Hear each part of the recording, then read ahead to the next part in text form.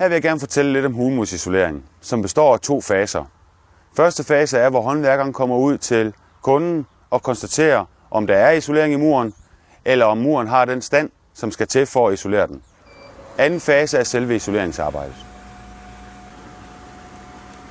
Når isolatøren kommer ud for at undersøge jeres hulmur, så borer han et 22 mm hul i bunden og i toppen af muren for at konstatere, om der er isolering eller ej. Isolatøren han undersøger, om der kommer fugt fra soklen eller ind igennem fugen. Hvis det ikke er tilfældet, er hulmuren klar til isolering. Cellulosebaseret isolering fra Isocel, som bliver anvendt her til hulmursisolering, behandler mod rødder, svamp og skadedyr, som f.eks. rotter og mus. Men derudover så ligger fiberen også utroligt tæt pakket inde i hulmuren. Det betyder, at det aldrig sætter sig.